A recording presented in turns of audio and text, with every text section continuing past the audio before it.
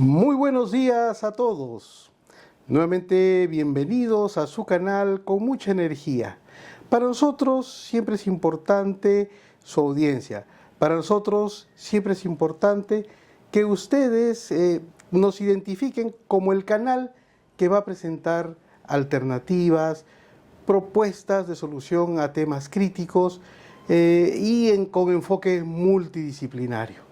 Nuestro objetivo desde el inicio es tratar de ubicar a las personas referentes que ellas han logrado éxito en su carrera profesional, en su vida personal, han traspasado incluso a veces también fronteras para explicarnos nuevas realidades. ¿Por qué? Porque estamos pensando en el ciudadano de nuestro país, en nuestra sociedad. Creemos que con ellos, con las personas que son como nosotros, podemos forjar un mejor país. El objetivo, entonces, trazado es abordar aspectos por estos inicios de año con programas bastante técnicos que nos permitan identificar falencias, identificar vacíos, identificar a lo mejor también alguna muy buena iniciativa que se está perfilando pero que falta concluirla, porque nuestra audiencia no solamente son jóvenes que están estudiando, no solamente son jóvenes ingenieros que quieren perfeccionar o profesionalizarse más, sino también seguramente nos están escuchando tomadores de decisión. Entonces, en esta oportunidad, y estamos hablando ya, digamos, de una materia distinta a los capítulos anteriores, vamos a remitirnos a la actualidad más pura de la tecnología de estos tiempos. ¿De qué realidad les hablo? Les hablo de la realidad de la digitalización de muchas cosas. En este caso, en este ámbito de la electricidad, también tenemos que partir de bases conceptuales para entender esos procesos que ayudan a la competitividad, que ayudan, como en algún momento ya me lo ha comentado previamente nuestro invitado, a la productividad de los procesos, ¿no? Es por eso que uno tiene que acercarse a los expertos, y para nosotros es un honor tener en nuestros estudios al ingeniero Will Medina. El ingeniero Will Medina es un ingeniero egresado de la Universidad Nacional de Ingeniería. Él es electricista. Él nos comentará detalles de por qué surgió en él esa pasión que lo motivó a seguir esta apasionante carrera. No creo que solamente porque le hayan gustado las matemáticas, sino porque algo más debe tener en ciernes. Y él pues es un profesional exitoso, y este programa va dedicado a tratar de entender los pormenores de la digitalización de la cadena de valor de la industria eléctrica en nuestro país. Bienvenido, Will. Las cámaras para tu presentación están a tu disposición. Muchas gracias por tu presencia. Muchas gracias, Roberto. Gracias por invitarme a tu canal, con mucha energía. Bueno, le cuento un poco acerca de mí. Mi nombre es Will Medina. Mi padre es ayacuchano. Él llegó a Lima hace mucho tiempo. Él llegó a los 14 años, más o menos en la época de la Segunda Guerra Mundial. ¿No? Él migró a Lima y se hizo un futuro, ¿no? Yo soy el quinto hijo, ¿no? Somos 3 varones y 5 mujeres. ¿Tú eres el menor? Yo soy el quinto. El quinto. El quinto, sí. El quinto, y nací acá en Lima, tengo sangre ayacuchana, pero mis estudios primarios lo hice en Ayacucho, en Huamanga, ¿no? En el Salesiano. Qué bien. ¿No? Con todo el concepto de un estudio en una formación católica, una formación, vamos a decir, disciplinada y hasta cierto punto estricta, ¿no? Entonces, ¿Eso te identifica? ¿Eso te sirvió? Claro, o sea, esa etapa de formación hasta el 6º grado me dejó marcado varios varios temas bien positivos, ¿no? En relación a los valores éticos, a los valores morales que uno tiene respecto a las personas, ¿no? Y fue una formación que yo recuerdo con mucho cariño, ¿no? Profesores que marcaron también, digamos, mi visión respecto al mundo, ¿no? Profesores, me acuerdo del profesor Peralta, que tiene el segundo apellido tuyo. Mío, sí. Qué bien. Entonces, pero en esa época estuvimos en crisis, estoy hablando de más o menos del 83, 84, ¿no? Yo cursaba el 6º grado y mi papá tuvo una amenaza de sendero luminoso. ¿A qué se dedicaba tu papá? Mi papá era un empresario. Él, a pesar que no tuvo una formación universitaria, hizo su emprendimiento, hizo su empresa, ¿no? Y les voy a contar más adelante también cómo él creció y cómo también él fue impactado por el tema de tecnología, ¿no? Ah, mira. Entonces, pero en esa época, volviendo, el 84, mi familia tuvo una amenaza, ¿no? De sendero luminoso. Entonces, razón de eso, mi padre decidió enviarnos a nosotros a estudiar a Lima, ¿no? Él también tenía una casa acá en Lima. Y pasé a estudiar de un colegio particular religioso a un colegio nacional en el centro de Lima, que se llama José del Carmen Marín Arista. El cambio para mí fue abismal. Caramba. Sí. Ya te comprendo porque tengo unos parientes cercanos que pasamos por lo mismo. Sí, y una de las primeras experiencias, me acuerdo el primer día que llegué al colegio, estaba sentado, todo el mundo hablaba, eso no pasaba en mi colegio. En mi colegio de primaria, y entró el profesor, que era un profesor de física, me acuerdo, con su buzo de Perú, ¿no? Era un morenito, entró y del fondo le gritaron papel carbón. Antes existía un comercial acerca del papel carbón de copia, ¿no? Pelícano. Y todo el mundo se comenzó a reír, todos. Entonces para mí eso fue un choque, porque en mi vida yo iba a pensar ponerle un apodo a un profesor, ¿no? Claro. O que un alumno le dé un apodo al profesor. Entonces el profesor se detuvo y dijo, ¿quién ha sido? No, y lo miró y le dijo, ¿y tú? ¿Te pareces a una urraca? Eres tuco, le dijo. Y todo el mundo empezó a reírse. Entonces ese fue otro tema, ¿no? Una pérdida de principio de autoridad. Ahí. O sea, fue un tema de adaptación. Entonces, de alguna manera me tuve que adaptar al tema y fue, respecto a la parte de educación, fue fácil manejar, porque yo tenía ya una metodología de estudio que me permitió sobrellevar bien, ¿no? Estuve muy bien. Entonces esa fue mi etapa en el colegio. Cuando terminé el colegio yo quería ingresar a una universidad. Mi padre me puso en un CENECAPE para estudiar reparación de radio y televisión. Entonces desde tercero y media, yo vivía en Barros Altos, y para que no me juntara mucho con la gente del barrio, mi papá decidió en la tarde matricularme en un CENECAPE. Que tu tiempo esté ocupado. Que mi tiempo esté ocupado, que es algo bueno, ¿no? Claro. Entonces, los últimos 3 años estuve estudiando en el CENECAPE. Y cuando terminé el colegio, terminé siendo un técnico de reparación de televisión blanco y negro, color. Eso Satubo, qué bien. Ah, sí, Satubo y a transistores. A transistores. Me acuerdo que el examen final de eso tenía un panel grande, un televisor a color. El profesor entraba, le generaba una falla y tú entrabas y tenías que detectar esa falla no sé, pues en 10, 5 minutos. Un tiempo determinado. Y repararlo. Reemplazar esa pieza y repararlo. Ese era el examen para que te graduaras, por decir. Qué interesante. Y lo pasé. Entonces yo terminé el colegio así. Entonces ahí la electrónica me comenzó a llamar bastante la atención, a pesar que tenía una perspectiva técnica, ¿no?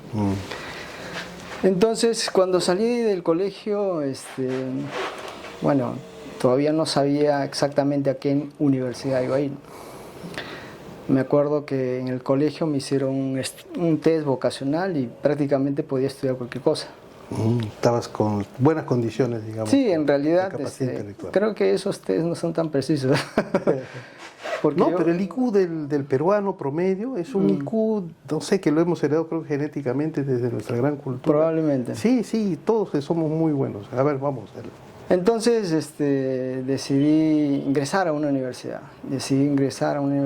Y me acuerdo que mi papá en esa época ya tenía problemas con la empresa.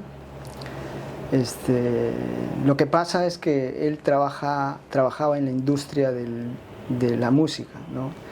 Él tenía su propia empresa que producía, ¿no? Era director y artista también, producía a un grupo musical folclórico, los llevaba a la sala de grabación, hacía todo el proceso, fabricaba los discos y los distribuía, ¿no? Entonces pagándole un porcentaje de esos ingresos a los artistas, y tenía como 200 o 300 artistas, ¿no?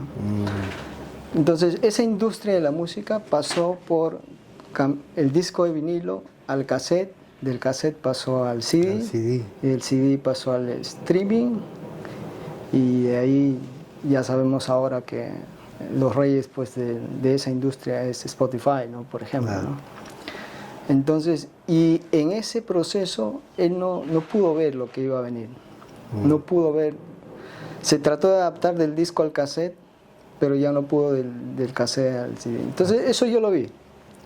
¿Viviste un poco el desfase tecnológico? Viví un poco, o sea, eso lo viví porque me di cuenta que él no pudo ver lo que iba a pasar en su industria.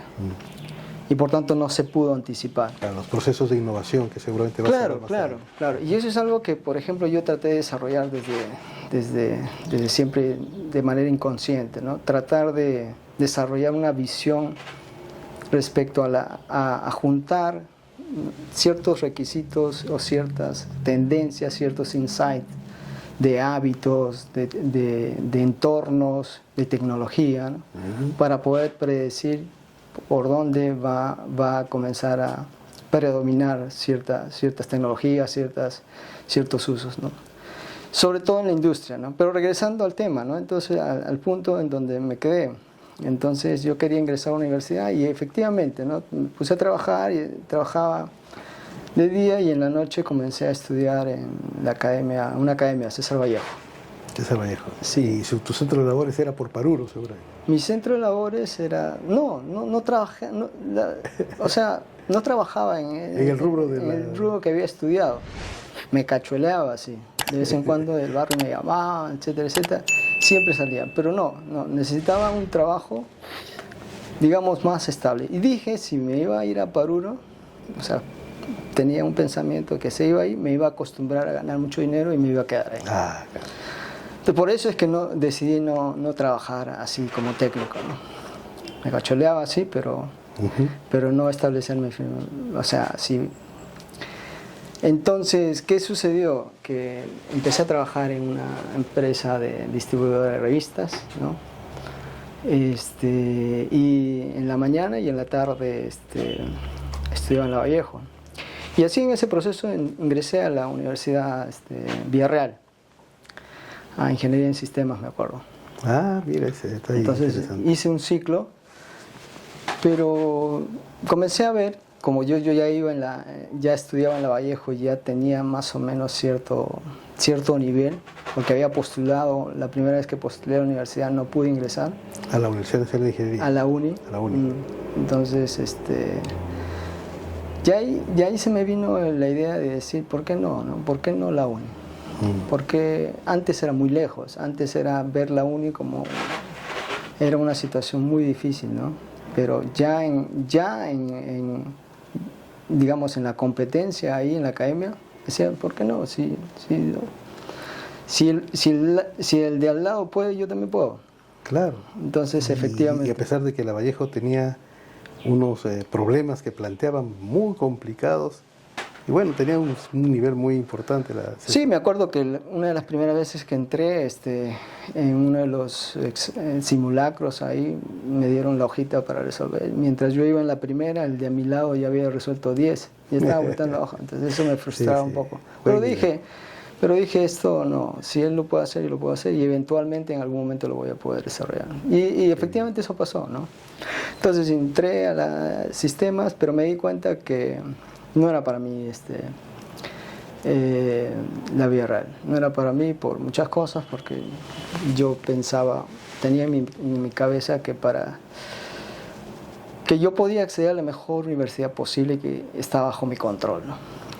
Que era estudiar y decidir eso, ¿no? Entonces fue así, me seguí preparando y postulé a la... Y efectivamente, incluso la ingeniería eléctrica fue mi segunda opción. La primera fue electrónica. Pero qué bueno que alcancé la segunda opción, porque después descubrí que el desarrollo sobre el sector eléctrico era más amplio, ideal para este país. ¿No? Y la electrónica también no tenía mucho espacio, creo, ¿no es cierto? Sí, o sea, después ya me di cuenta que desarrollarte como un profesional de ingeniería electrónica a un nivel requería que la industria, el entorno esté más desarrollado. Y eso no sucedía en el Perú, ¿no? Lamentable. Pero a diferencia de la electricidad, un país que empieza a crecer o quiere crecer tiene que invertir en industria, y la electricidad es un componente esencial. Qué gran concepto, Will. Muchas gracias por esta primera parte. Muy interesante, de verdad. O sea, yo creo que nuestra audiencia, quien te escuche, va a notar que sí se puede, ¿no es cierto? O sea, hay mensajes que a veces los leemos, o a veces con las redes sociales nos enteramos, algunos que están medio cortados, otros que están completos, pero el mensaje es claro, ¿no? O sea, yo me quedo con esto, ¿no? El que sí se puede, o sea, tenemos que creérnosla. Y como siempre lo manifiesto, el peruano tiene un coeficiente intelectual muy valioso, muy competitivo.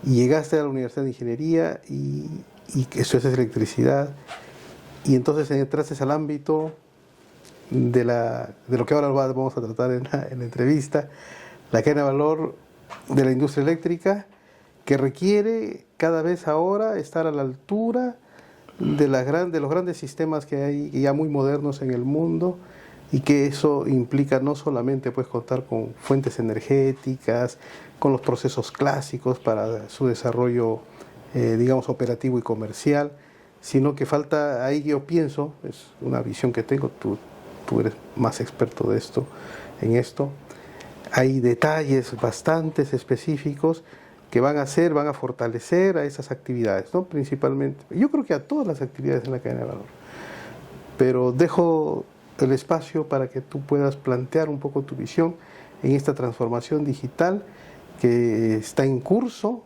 Creo que incluso hay, para algunos rubros hay unas hojas de ruta planteadas incluso por el Estado. Nos puedes referir a lo mejor también cómo estamos con relación a otros países y por dónde empezar y de qué se trata esta transformación digital. Simón. Claro, un poco como preámbulo, por ejemplo, cuando yo terminé la universidad, yo ya había practicado en varias empresas importantes. Había practicado en Petroperú, había practicado en Luz del Sur, había practicado en Electroperú, en el Centro de Control, y había pasado también por ETC en ese momento. Entonces ya sabía más o menos qué me esperaba cuando saliera, si es que ingresaba a una empresa como esas, que era el ideal en realidad de todo ingeniero, trabajar en estas empresas del sector, ¿no? Pero también tenía el bicho de hacer empresa por la vena que tenía a través de mi padre, ¿no? Entonces me acuerdo que la primera vez que me entrevistaron en una empresa eléctrica, me dejaron esperando sentado ahí antes de la entrevista, y en ese momento me pregunté, ¿no?, ¿qué es lo que yo estaba buscando respecto a un desarrollo profesional, ¿no?, y desarrollo económico, que son dos cosas que uno busca cuando sale joven, ¿no? Una parte, profesionalmente quiero aprender y desarrollarme, pero también quiero crecer económicamente, ¿no? Entonces me comencé a sacar mis cuentas, ¿no? Comencé a ver esa empresa, comencé a ver, quiero llegar a esta posición, pero tengo que pasar de acá a la otra gerencia, a la jefatura, etcétera, etcétera. Hacer toda una línea de carrera. Y me salían como 20 años. Y después comencé a contar, a ver, qué cosa quiero para mí, ¿no? Como todo joven se dice, quiero un departamento, quiero un carro, etcétera, etcétera. Y comencé a sumar eso y comencé a calcular en función de lo que iba a ganar. Y me salían otros 20 años, ¿no? O sea, más o menos me salía como 20 años. Ah, qué interesante comparación. Entonces dije, no. Dije, en ese momento decidí, aunque no actué, la actuación, o sea, la ejecución fue después de un poco más de medio año. O los logros, digamos, o los primeros logros. Sí, la fundación de la empresa fue después de 6 meses. Pero en ese momento decidí que yo iba a ir por el camino de ser independiente, de hacer una empresa, ¿no? Entonces, y fue así, se dio el contexto, ¿no? Se dio el contexto. Para esto yo siempre he tenido un ancla, siempre, o sea, la formación en el colegio me dio una formación cristiana y yo soy creyente, entonces tengo un ancla importante. Yo le agradezco a Dios todo lo que he conseguido hasta la fecha, ¿no? Mi familia, la empresa, las cosas que hemos logrado, ¿no? Entonces empecé yo a trabajar en una empresa eléctrica y esta empresa, una empresa de distribución, tenía el desafío de masificar la electricidad porque era parte del compromiso, porque se había privatizado hace algunos años, ¿no? Entonces parte de la masificación era incorporar tecnología. Entonces esa incorporación de tecnología yo tuve la suerte, mis socios y yo, ¿no? Que en el momento de participar en un área de diseño y normas de esa empresa que evaluaba la tecnología y todos los elementos para masificar. Entonces por nuestras manos pasaron especificaciones, tecnología, fabricantes. Entonces tuvimos una oportunidad de oro ahí, de aprender. Claro. Y eso nos dio también paso a poder conocer personas, ¿no?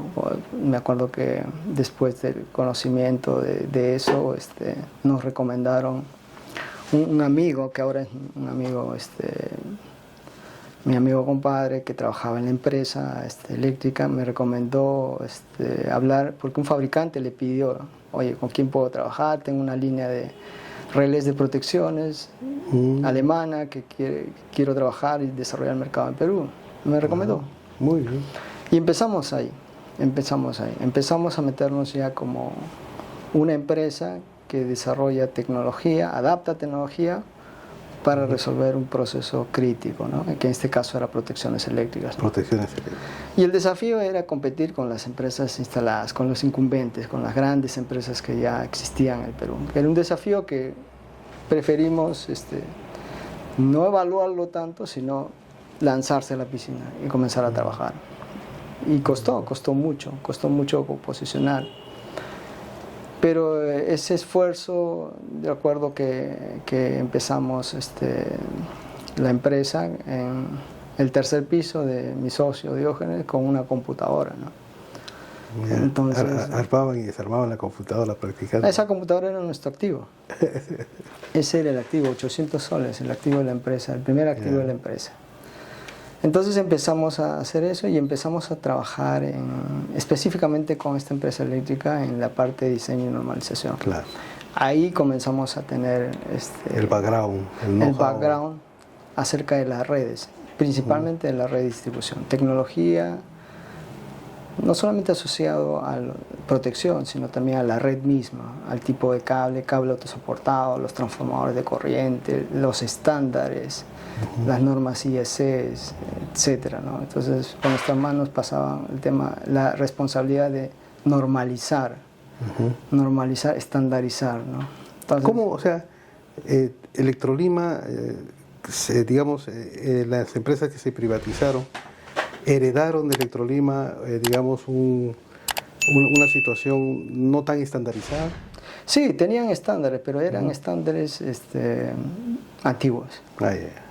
Por ejemplo, tenían normas de transformadores de corrientes de 20 años antes, que todavía seguían siendo vigentes, pero había nueva tecnología ya en los transformadores. En relés de protección es mucho más, porque antes la protección era básicamente sobre corriente. Pero el desafío de dar un mejor servicio de calidad de estas empresas era que también incorporaran tecnología para detectar fallas que antes no se detectaban. En un sistema de neutro aislado, por ejemplo, no se detectaba la falla cuando caía un cable a tierra, porque como es neutro aislado, la impedancia es muy alta. Entonces se tenía que desarrollar tecnología ad hoc para eso. Entonces, y empezaron así, ¿no? Empezamos así. Y en ese proceso conocimos también a otras empresas que nos ayudaron a apalancar una propuesta de valor más completa, ¿no? Hacia el mercado. Entonces, es así que propusimos y desarrollamos, ¿no? Con mucho, por ejemplo, esa parte fue bastante a lo peruano, a lo uni, ¿no?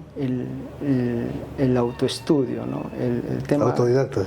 El tema de autodidacta, ¿no? Aprender de manuales, aprender de la información, sin tener una capacitación expresa del fabricante, y comenzar a adaptar esa tecnología. Entonces, mucho de eso, mucho esfuerzo para hacer eso, pero lo conseguimos hacer. Conseguimos tener un desempeño muy bueno en lo que proponíamos, ¿no? Y es así que implementamos el primer sistema SCADA en Perú, justamente en el Cañete.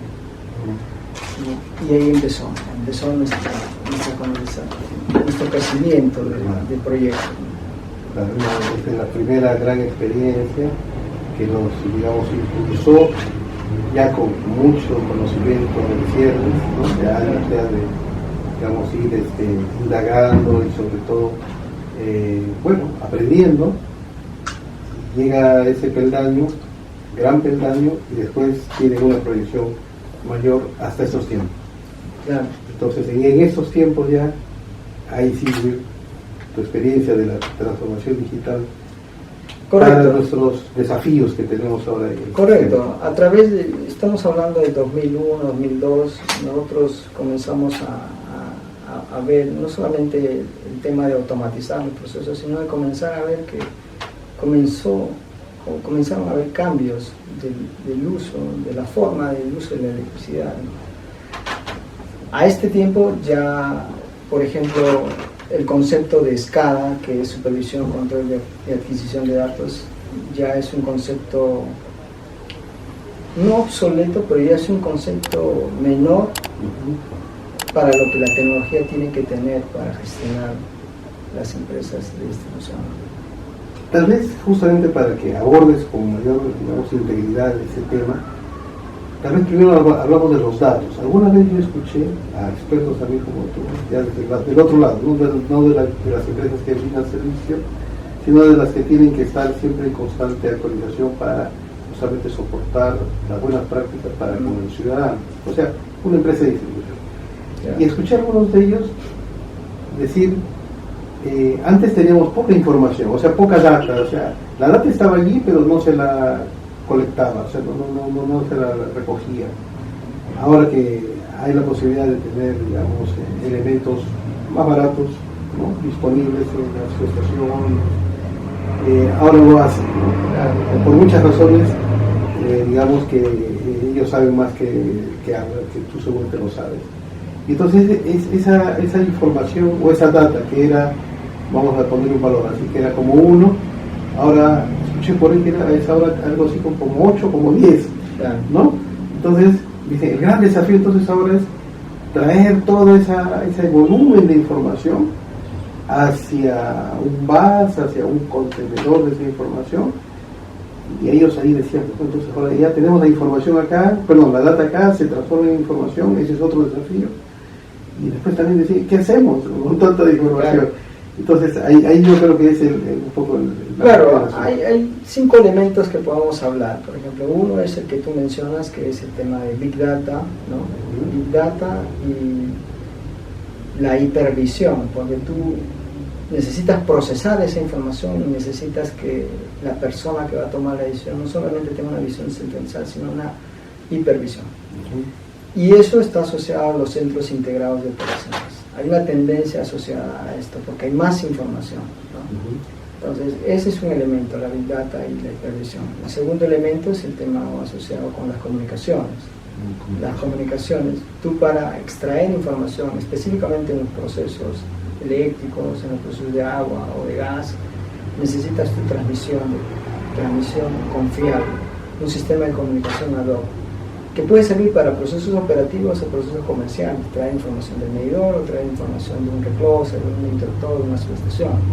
Entonces, ese es otro elemento que son las comunicaciones. Hablamos de 5G, el tema de las tendencias en comunicación LTE privado, el tema de fibra óptica, satélite. Entonces, una mezcla de esas comunicaciones son necesarias para que una empresa pueda llegar a los dispositivos o los puntos de los cuales se necesita traer información. El tercer elemento es ciberseguridad. Es un tema, es una realidad. Es una realidad y bueno, muchas empresas están tomando cada vez más en serio ese tema. Con relación a la ciberseguridad, antes que lo aborde más, las normas, ¿es abierta las normas? O sea, ¿hay algo que se puede recomendar? Claro, específicamente para el sector eléctrico, los procesos son críticos y, por ejemplo, existen estándares internacionales como NERC o NIST, ¿no? En Estados Unidos, en América, a través de los estándares CIP, establecen todos los procedimientos políticos e implementación tecnológica para proteger un activo crítico. Un activo crítico es un centro de control de una empresa de generación, de una empresa de transmisión, de una empresa de distribución. Y también que la empresa misma, no sea en toda la cadena, no solamente la empresa eléctrica, sino el proveedor de tecnología, cumplan con estándares, por ejemplo la ISO 27000. ¿No? Entonces, esos estándares establecen que dentro de la empresa también los procesos se trabajan tomando en consideración procedimientos que salvaguardan la ciberseguridad, ¿no? La información. Y hay tres componentes, que es la confiabilidad de la información, ¿no? La integridad y la disponibilidad de la información, en ese sentido. Entonces, el tercer elemento es ciberseguridad. El cuarto elemento que podríamos hablar es, por ejemplo, lo que es DERM, la generación distribuida o los recursos energéticos. Estamos hablando de las renovables, estamos hablando de que la generación se ha trasladado de los grandes centros de generación hacia cerca al consumidor, ¿no? Entonces ahí hablamos de cómo gestionar ese desafío, porque típicamente nosotros tenemos un sector en donde la gran generación transmitía a través de la gran transmisión y eso llegaba a los centros de distribución para distribuir la electricidad. Ahora se está atomizando eso y es una tendencia. El tema de la adopción de los vehículos eléctricos va a dar un impacto mucho más fuerte a ese tema. Entonces la combinación de generación distribuida con movilidad eléctrica va a impactar el sistema. El estado del arte, y después seguramente hablaremos un poco acerca del proyecto de ley que han publicado el Ministerio hace poco sobre generación distribuida. Yo siempre he pensado que la generación distribuida es como un gran actor que va a competir con lo tradicional, ¿ya? Pero ese gran actor trae un montón de desafíos y también va a traer un montón de problemas. Y entonces hay un estado del arte ahorita en el mundo, o sea, por ejemplo podemos hablar de China, no conozco China, pero, o sea, no conozco la realidad de China, pero he visto mucho la realidad de España, por ejemplo, ¿no? Donde hay, no sé si habrá tantos vehículos eléctricos, pero hay bastante generación distribuida. Claro. O tal vez California, ¿no? Que también hay bastante generación distribuida. Entonces, ellos han avanzado ya en esos desafíos y entonces para el Perú más fácil va a ser copiar ya ya no pasar por los problemas que ellos pasaron, algo así. O sea, sí, ¿qué nos separa como Perú? O sea, yo he aprendido durante este tiempo que las tecnologías, nosotros como país en vía de desarrollo, no generamos tecnología, no tenemos empresas que generan tecnología, la tecnología la importamos y la adaptamos. Y en algunos casos la necesidad que se resuelve no es la misma, porque países desarrollados no tienen la realidad nuestra. Por ejemplo, acá tenemos un consumo promedio, si tú ves las estadísticas, de más o menos 20 kilovatios a mes para el sector rural. Eso no existe en este país. Entonces, si tú vas a medir cada 15 minutos, esa medida prácticamente va a ser cero. Entonces, es una realidad diferente si hablamos, por ejemplo, de que quiero hacer medición inteligente. Entonces, hay que adaptarla a la realidad. Entonces, eso es un factor importante, no se puede traer una tendencia y decir, esto va a aplicarse tal cual, porque depende de la realidad. Y lo que está pasando es que, por ejemplo, en temas de generación distribuida en Estados Unidos, por ejemplo, el año pasado estuve en Distributel y estuvimos hablando con fabricantes y empresas eléctricas allá, que comenzaron a tener problemas porque la gente comenzó a cargar sus autos eléctricos en la noche, y en la noche comenzaron a generarse puntas que antes no existían, y sobrecarga de transformadores. Entonces eso convierte a la empresa de distribución en un protagonista de este cambio, un protagonista activo, no pasivo. Así es. Entonces el distribuidor, la empresa de distribución tiene que tomar un rol activo respecto a ese cambio, que es un cambio que está sucediendo. Entonces, para eso tienen que utilizar herramientas, para eso tienen que usar tecnología. Entonces, existen plataformas, se llama DERMS, ¿no?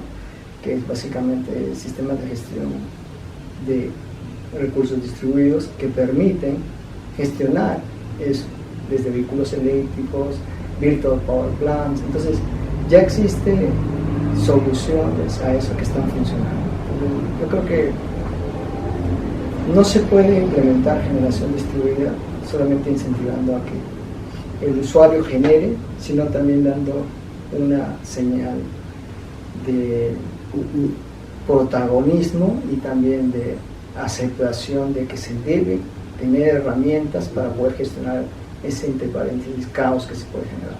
Claro. Ahora, pongámoslo un poco en cristiano. Los algoritmos, esas plataformas responden a algoritmos. Esas plataformas responden, por ejemplo, tal vez a un control de pérdidas que pueda haber por algún lado. Digamos, a estar monitoreando ciertos nodos, el voltaje, por ejemplo. O incluso hasta ya cuando hay problemas, ya por la literatura me he enterado de que hay también problemas de estabilidad de las redes de distribución, ¿no? Entonces, el DERMS va a facilitar la alerta. Y después también el DERMS mismo va a facilitar una librería de alternativas de solución para que el operador automáticamente digamos, solucione esa necesidad casi en tiempo real. Claro, los DERMS son una herramienta para gestionar la generación distribuida. Sin embargo, antes de llegar a una etapa de esa, también se tiene que hacer planificación. Por eso decía que el distribuidor puede tomar un rol activo.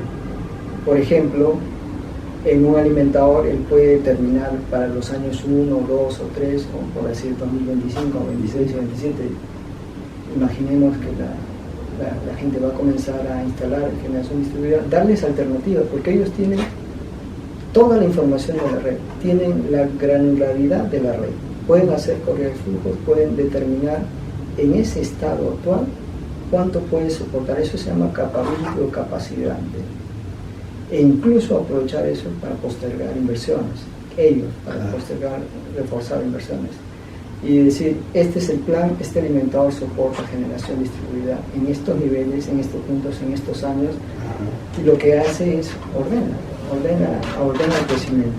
O sea, es una herramienta que te permite generar escenarios, o sea, con escenarios generar algunas visiones de planificación. Y ser transparentes, es decir, este es mi portafolio de puntos de generación que ustedes pueden generar en estos años. Lo que hace DERMS es, una vez que se instala, gestiona todos esos recursos distribuidos como un total. No los deja trabajar de manera independiente. Pero orienta la planificación, porque frente a tanto nuevo equipamiento, frente a tanta gestión de la demanda, incluso que no se sabe cuál va a ser su comportamiento, la planificación es muy incierta, ¿no? Sí, claro. Entonces, ahí hay un rol activo en el tema. Entonces, ahí hay desafíos que cada actor debe tomar, ¿no? Ahí va el cuarto. Sí, el quinto estamos hablando del tema de interoperabilidad. Interoperabilidad, ¿no? Tendencia de interoperabilidad. Las empresas desarrollan, por ejemplo, en distribución hay una tendencia de desarrollar infraestructura de medición avanzada, MDM, para la parte comercial, pero para la parte operativa es el ADMS, el Advanced Distribution Management System. Son tendencias de operación, son tendencias de medición comercial. Hay funciones que son transversales, que se orientan a la calidad de suministro, ¿no? Entonces, ¿qué pasa con eso? Estos sistemas no pueden trabajar como islas. Entonces la interoperabilidad se hace cada vez más importante para integrar tecnologías, integrar plataformas para tomar decisiones de mayor valor. Entonces ese es un punto también, es un elemento clave que se debe considerar. Interesante esos 5 puntos que abordan estos desafíos que están insertos en una hoja de ruta para una transformación digital, en este caso de la distribución. Y la tecnología en realidad es transversal a todas ellas, ¿no? Porque tienes tecnología en comunicaciones, tienes tecnología asociada a interoperabilidad, que son los protocolos, los estándares, tecnología asociada a ciberseguridad, que son los perímetros de ciberseguridad, firewall, tienes tecnología asociada a hipervisión, a big data, que son sistemas, que son hub, que integran la información total de la empresa, sobre ellas se montan analítica, que incluso IA, que sirve para tomar decisiones. Bueno, el primer paso para hacer analítica e inteligencia artificial es tener la información concentrada. Eso te iba a preguntar ahora, ¿no? O sea, en el complemento, que yo creo que ya no es complemento, es un actor fundamental, principal, estas herramientas, como las has referido, ¿no? De analítica o de inteligencia artificial. Todas estas tecnologías vienen acompañadas ya de ese, a lo mejor el término no es el apropiado, de ese complemento que es la inteligencia artificial. Claro, la inteligencia artificial es una oportunidad para tomar mejores decisiones en el sector, ¿no? Por ejemplo, en base a la información, a la big data. ¿Qué hago con esa información? Tú preguntabas hace un momento, ¿no? ¿Qué haces con esa información, no? Entonces puedes utilizar analítica, inteligencia artificial para hacer analítica descriptiva, para describir por qué están pasando estas cosas. Puedes hacer analítica predictiva, para decir qué es lo que puede pasar si siguen estos patrones de comportamientos. Y puedes hacer analítica prescriptiva, que es optimización, que puede decir qué debería pasar. Ya todo eso ya está en vigencia, está en realidad, está en afán, digamos, de ir ganando cada vez más ciertos niveles de eficiencia y ciertos grados de expertise poco a poco, o ya hay una base interesante que da buenos resultados. O sea, para ser franco, lo que yo he visto de IA aplicado en esta industria todavía viene rezagado en comparación con otros sectores, como es el sector salud, como es el sector legal. Todavía hay un espacio bastante grande para aplicar. Primero porque cuando tú vas a hacer IA, la data es estratégica y no todos tienen acceso a la data del sistema eléctrico, así a la data, a la mayor cantidad de datos. Son las empresas eléctricas las que tienen, ¿no? Entonces, que es diferente, por ejemplo, a la parte financiera, a la parte médica, las historias de salud pueden estar disponibles, ¿no? de una cantidad de pacientes. Entonces, todavía hay una brecha. Y el otro elemento es que la IA, cuando ya estudias un poco más, hay un concepto que se llama explicabilidad, ¿no? O sea, tú no sabes exactamente qué cosa hace la IA por dentro, ¿sí? Tú le das input, ya sea supervisado o no supervisado, y lo alimentas con los resultados, ¿no? Entonces pasa eso, una vez que está negra, sí, es una caja negra. Lo que necesita un proceso operacional es que sea repetitivo ese proceso. Y el proceso, y todavía la IA no demuestra eso. O sea, tú puedes hacer preguntas, incluso en ChatGPT puedes tener respuestas más o menos diferentes, ¿no? Sí. Pero para un proceso de ingeniería, tú necesitas que haya repetitividad, ¿no? Entonces todavía hay un desafío ahí que no se ha logrado cubrir totalmente. Pero por eso te digo que viene un poco más rezagada, pero sí hay aplicaciones que pueden servir más, por ejemplo, a nivel de la medición de información de los usuarios y de comenzar a encontrar patrones de consumo, y esos patrones de consumo que la IA encuentra, hacerle recomendación al usuario para que él pueda mejorar ese patrón de consumo para favorecer al sistema eléctrico, por ejemplo, ¿no? Claro. Bueno, eso es posible hacer, por ejemplo, con analítica descriptiva y predictiva, ¿no? Qué interesante, bueno, yo creo que muy bien explicado. En realidad hay, digamos, un largo plazo que seguramente vamos a entenderlo así como que va a venir lleno de estas nuevas, de estos nuevos conceptos, va a estar, digamos, copados de estos nuevos conceptos. Pero en tu visión, con tu experiencia, ¿cómo nos vemos nosotros como Perú? Ahora estamos en el año 2025, ¿no? Pero ¿cómo nos vemos al 2030, en 5 años? O sea, en otras palabras, quiero algo así rescatar de tu experiencia, de tu visión, hacer un pequeño benchmarking con los países de la región, que seguramente no estamos tal vez muy descansados, salvo tal vez con Chile o con Brasil, me imagino. Ya con los países, digamos, más desarrollados tenemos seguramente una gran brecha, ¿no?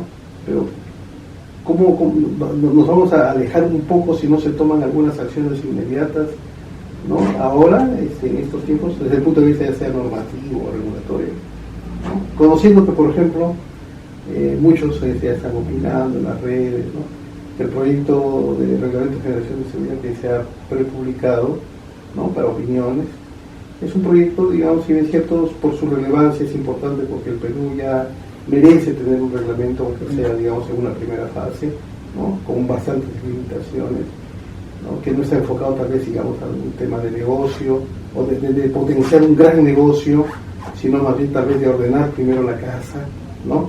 Para darle de alguna manera las primeras bases para que todos puedan registrar ahí comenzar a registrar sus paneles solares, sus sistemas de almacenamiento, poco a poco, etcétera, no sé.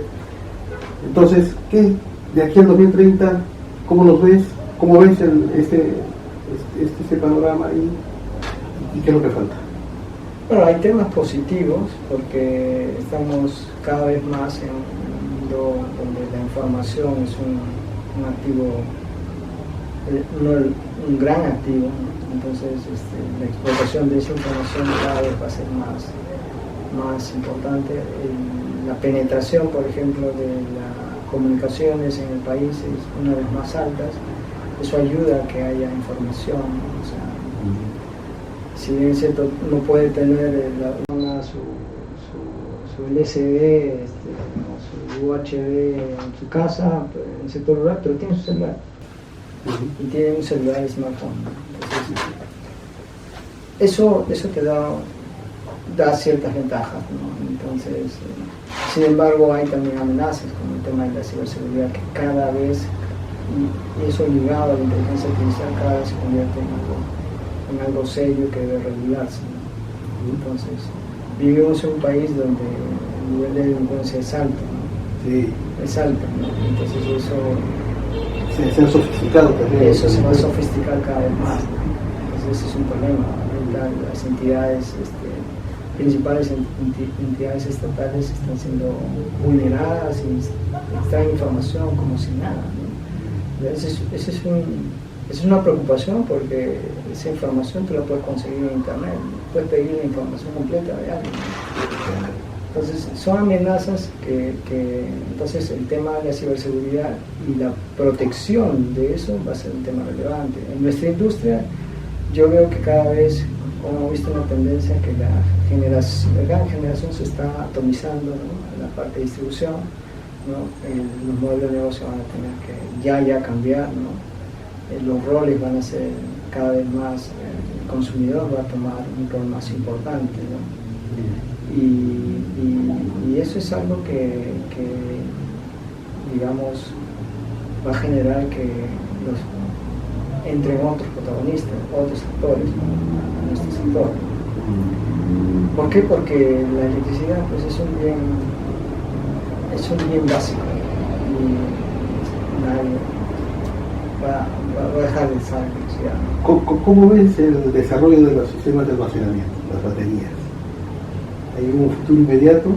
Yo creo que hay varias, tú que estás en el mundo de la tecnología y también de la prestación, también de la dotación de suministros al sector. Digamos, hay un auge en el mercado para la producción de baterías, estas todavía son caras. Cada vez se están haciendo más accesibles. Cada vez se están haciendo más accesibles, resuelven algunos problemas. Sin embargo, desde mi perspectiva, todavía están lejos de lo que podría ser, ¿no? Hace tiempo escuché una super batería que te da una autonomía pues de 15 años, ¿no? Por ejemplo, un proyecto así. Cuando se llegue a ese nivel sí vamos a estar hablando de un impacto más importante. Por el momento están resolviendo problemas puntuales, ¿no? Puntuales. Problemas puntuales, específicamente en el tema de frecuencia, en el tema de peak shaving, o sea, sí. Temas puntuales, pero sigue siendo caro, ¿no? Punto a, digamos, establecer un sistema de almacenamiento. Y no me has respondido cómo nos ves al 2030. ¿Nos ves a la par de los países de la región o vamos a estar un poco todavía desfasados? O sea, yo hace tiempo lo escuché a este autor no sé si tú has leído ese libro, Homo Deus. Homo Deus, de Harari. De Harari. Harari habla de que el que maneje la información va a tener el poder y el control, ¿no?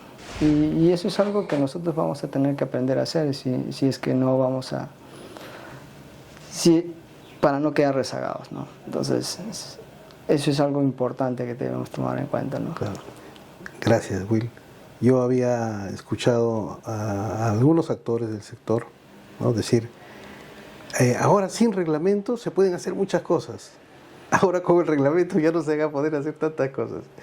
Pero bueno, todo tiene sus ventajas, sus desventajas. Yo creo que siempre es bueno poner orden, porque hay en nuestra viña acá peruana, lamentablemente hay mucha informalidad, ¿no?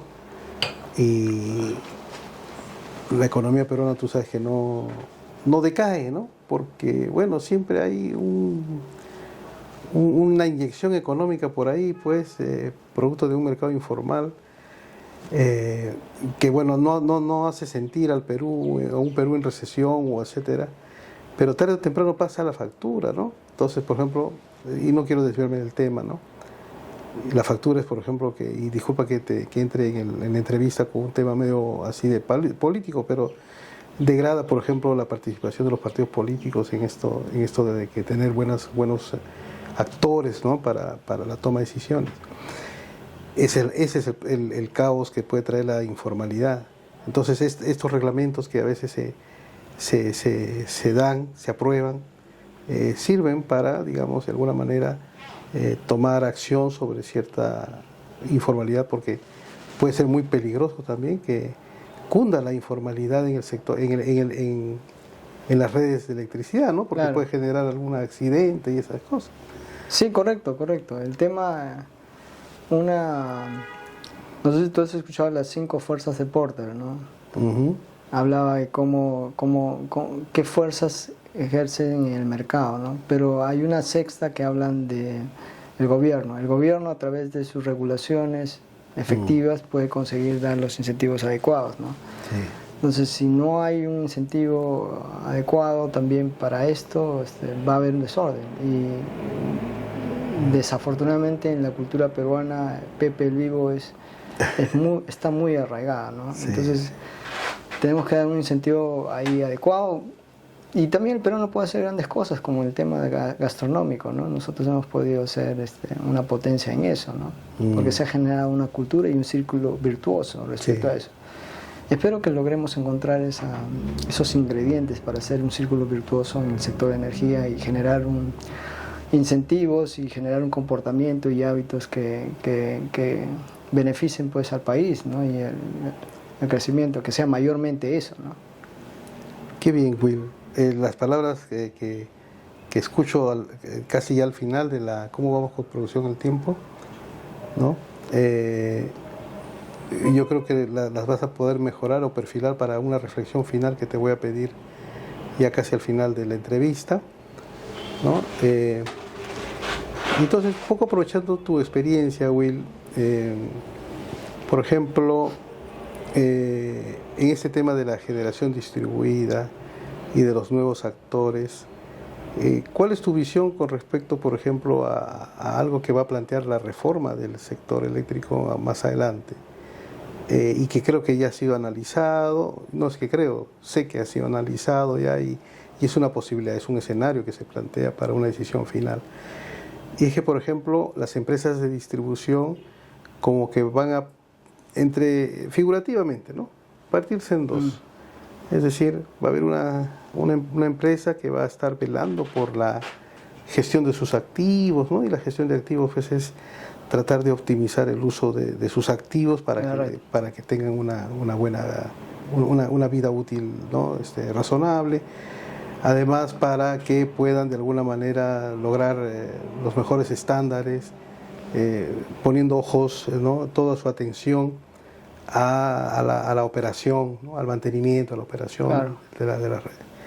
Pero por otro lado va a existir un comercializador, ¿no?, claro, para, digamos, que va a impactar en un mercado minorista, o seguramente va a ser artífice también del desarrollo, del desenvolvimiento de un mercado minorista que también se va a crear. Esos son los pasos a seguir, porque tú tienes bastante know-how que traes, pues, de otros países del mundo. O sea, cómo operan, cómo estamos yendo, vamos a ir bien por ese camino. ¿Qué nos puedes comentar? Yo creo que si las regulaciones, o mejor dicho, hay una tendencia de regulaciones, y los casos de éxito son alrededor, cuando lo hacen alrededor del usuario, o alrededor de la persona, o alrededor del cliente, para beneficiarlo, más, o sea, concéntrico.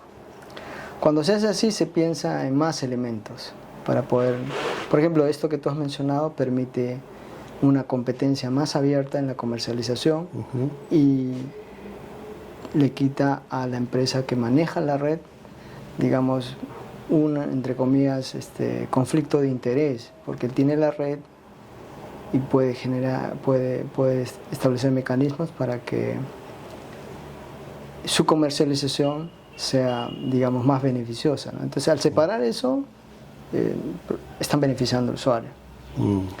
Y probablemente pueda entenderse que de esa manera, yo lo entiendo de esa manera, que la separación de eso puede ser una consecuencia de que se enfoca a que ya se debe beneficiar al usuario. Y también equidad, en el sentido de que si una empresa se preocupa por gestionar correctamente el activo, va a ganar sobre eso. Su rentabilidad va a estar asociada sobre eso. Claro.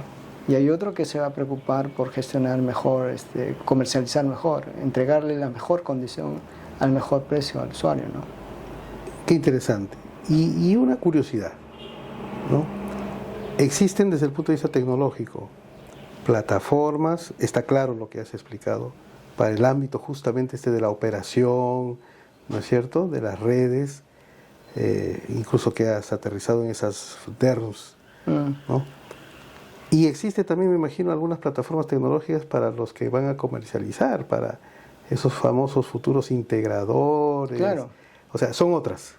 Claro, o sea, en realidad hay como una intersección ahí. Hay una intersección. Sí, porque gestionar DERMS es gestionar Virtual Power Plants, que en realidad es como si yo fuera un gran generador, pero tengo 1000 generadores distribuidos. O sea, ahí están los integradores. Sí. Y eso es una plataforma que las maneja como un todo. Y ahora, aquí en este afán, en este caso, ¿no es cierto? Disculpa que sea tal vez... Ese es desde el punto de vista de operador. Ajá, claro. Pero en este caso que van a estar dos entidades separadas, ¿quién es el que va a controlar el DERMS? O sea, ¿quién va a hacerse responsable de la gestión de ello? Claro, en realidad el incentivo está que este gran integrador ¿no? va a agregar más generación distribuida y va a poder tener mejores condiciones para beneficiar a cada miembro.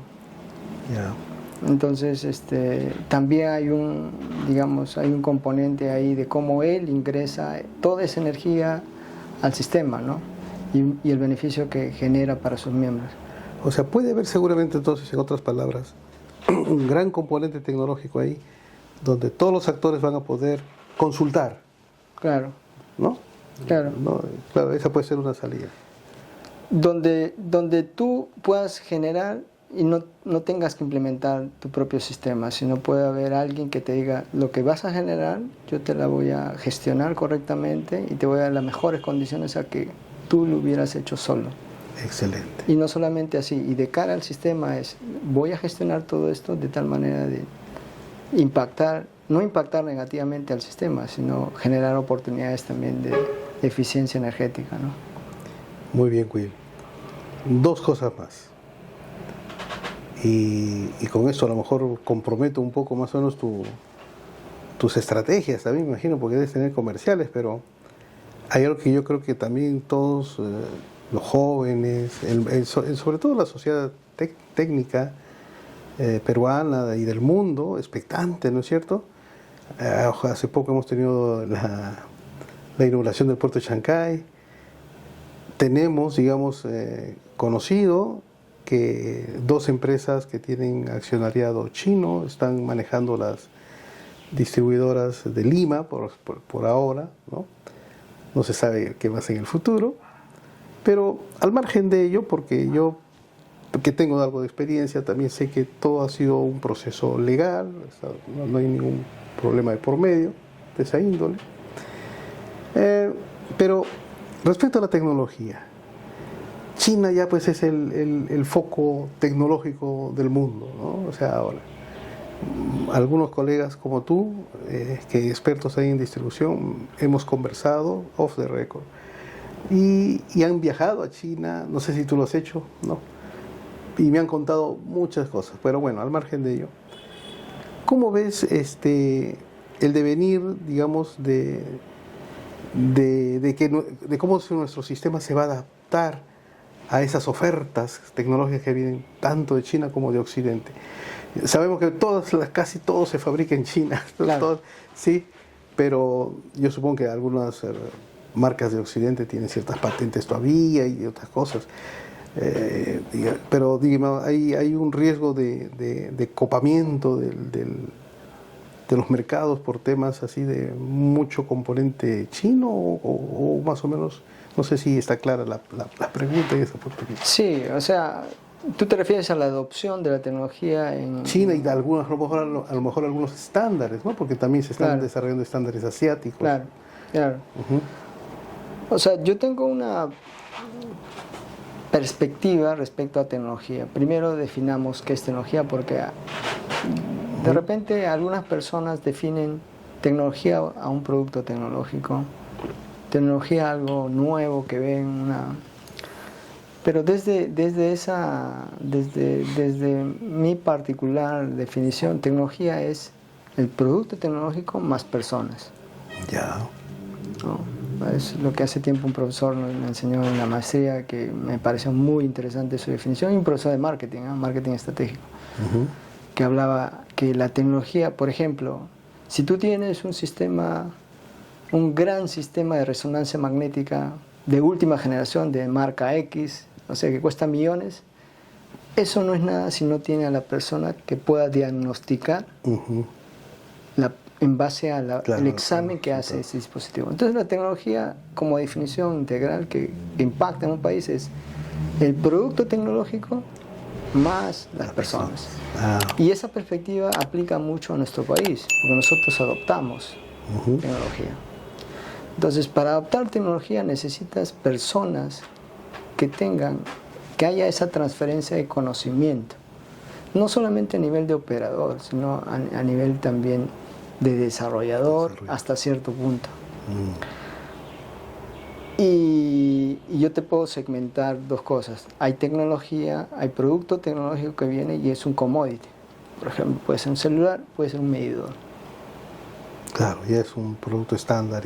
Es un producto estándar y la ventaja competitiva que tiene China es el precio, ¿no? Entonces, y no solamente lo ha hecho en esta industria, en nuestra industria eléctrica está llegando después, ya lo ha hecho en la industria textil. En la industria textil, China ha arrasado todo el planeta, ¿no? Sí. Entonces, Gamarra no es lo que ahora es, ¿no? Entonces, hay fabricantes de Gamarra que importan producto textil de China, ¿no? Entonces, a nuestro sector está llegando ya hace tiempo, pero llegó más rápido a otros sectores. Ese producto commodity es más fácil la adopción porque la barrera no es el conocimiento, la barrera es el uso del producto. Y cuando es un commodity es más fácil la adopción. Al laptop, un celular, una cosa así. ¿Y el otro segmento? El otro tema que requiere conocimiento sí necesita, una barrera es el idioma. El idioma. Entonces, yo le veo ahí todavía un desafío importante. La IA puede jugar un rol importante ahí, ¿no? Si comienza a trabajar con temas de traducción simultánea automática. O sea, hay todavía elementos tecnológicos que tienen que venir que no necesariamente están totalmente conocidos para los detalles culturales que un país Cuando es una acostumbrado. tecnología que requiere el conocimiento de las personas en su entorno para desarrollar, ahí entra el tema de la transferencia de conocimiento. Y ahí todavía hay una barrera entre Oriente y Occidente, que es uno de los componentes, el idioma, es la cultura también, es la forma en cómo yo hago las cosas. Hay alguna cultura que enseña, hay otra cultura que hace y completa y no enseña. Entonces, yo creo que, y ese es el tema para Procetralia, a nosotros nos gusta desarrollar proyectos, pero en base a adquirir conocimientos y hacer lo que es complejo más fácil, ¿no? Entonces, en eso se basa nuestra adaptación de tecnología, ¿no? Pero también hemos visto, trabajamos también con empresas chinas, pero sí sabemos que todavía sigue siendo una barrera esa de transferencia de conocimiento, ¿no? Qué interesante, importante tus aclaraciones, Will. Y solamente para finalizar esta parte técnica, ustedes como empresa, ¿no? Las has referido, han crecido bastante, digamos, son un referente en el país. Y ya incluso creo que tienen temas de haber podido brindar servicios internacionales también. ¿Cómo están posicionados? O sea, porque aquí tal vez el mensaje para nuestra audiencia, para los jóvenes profesionales, los estudiantes también, es que profesionales y empresarios exitosos como Will Medina, con lo que nos ha contado, han logrado posicionarse y tener un escalafón logrado, y a esto le podemos llamar un caso de éxito. Entonces la pregunta es inminente. Digamos, ¿a qué nivel creen que se encuentra ya tu empresa, digamos, a nivel de la región por lo menos? Bueno, la verdad no. Yo creo que una empresa es más por lo que impacta que por lo que lo consideran o lo rankean o lo que sea, ¿no? Entonces nuestro propósito es contribuir para que las empresas tengan mayor productividad. Las empresas que tocamos en el sector eléctrico, en el sector agua, en el sector de comunicaciones, en el sector minero, ¿no? Entonces, y eso lo hemos visto, por ejemplo, en la pandemia, cuando lo que hemos implementado les ha ayudado a poder gestionar y salir airosos de un problema en donde todo el mundo tenía que estar encerrado. Qué bien. Entonces, nuestro propósito es eso, nuestro propósito es contribuir a la productividad de las empresas a las cuales tocamos y a través de esas empresas, por ejemplo, a nivel de distribución, mejorar la calidad de servicio de las personas, ¿no? Entonces, ese es nuestro propósito y continuamente trabajamos para eso. Generamos innovación, tratamos de anticiparnos a los cambios con este concepto que te digo, que yo lo tengo arraigado desde que era casi niño, ¿no? Entonces, creo que ese es un elemento importante, ¿no? La visión en conjunto con tu propósito te da ingredientes para que puedas tú impactar a tu entorno, ¿no? Qué bien. Y mira cómo han coincidido tu visión desde pequeño con la hipervisión que nos has comentado hace un momento, ¿no? Qué interesante. Muchas gracias, Will. Y en esta última etapa del episodio de nuestro programa, le vamos a solicitar a Will que por favor se dirija a las cámaras, a esa cámara de allá, por favor, y nos des una reflexión final para esta audiencia, que esperemos pronto sean miles y miles de jóvenes, sobre todo porque son el futuro del país. Sí, básicamente que no hay límite, ¿no? O sea, tu vida debe ser un constante cambio, ¿no? No hay que limitarse. Yo recuerdo una vez que mi primera capacitación fuera del país fue en Alemania y me senté al lado de alemanes que estábamos estudiando protecciones y me di cuenta que al final la diferencia entre ellos y yo era que ellos tenían más información, ¿no? Pero nada más. Así que no le tengan miedo a los desafíos y bueno, sí se puede. Muchas gracias, Will. Y con esto hemos cerrado este nuevo programa muy interesante. Yo creo que Will Medina ha sido bastante pulcro y creo que exquisito digamos, en la claridad de lo que es las tecnologías que están de alguna manera ayudando, aportando a la productividad, obviamente en esta estela de transformación digital, que es una cuarta revolución industrial y que como peruanos merecemos de alguna manera estar al tanto de algunos detalles, pero también como peruanos tenemos que estar pendientes de cómo avanzamos y también no nos quedamos tan desfasados. No queremos entrar en mayores detalles, seguramente no será la última oportunidad que tengamos a Will Medina en nuestros estudios. Nosotros les agradecemos por su audiencia.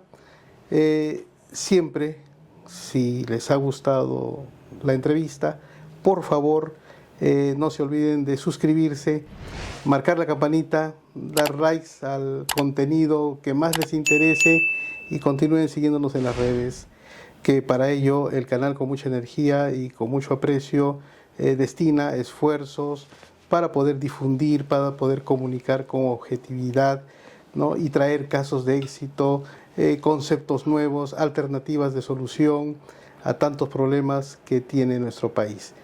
Ya enfocaremos algún otro aspecto en este ámbito multidisciplinario y multisectorial, pero por hoy estamos avanzando con una serie de entrevistas que tienen que ver con el lado técnico que tanto necesita el país, porque el país necesita infraestructura, ¿no? Infraestructura en salud, infraestructura, ¿por qué no en investigación y desarrollo, para la investigación y desarrollo, infraestructura para desarrollar muchos ámbitos de nuestro país? Y una parte importante es el ámbito del sector eléctrico también. Muchas gracias a todos y con mucha energía nos despedimos hasta otra oportunidad. Muchas gracias, Will, por tu presencia. Encantados de tenerte aquí. Hasta luego. Gracias.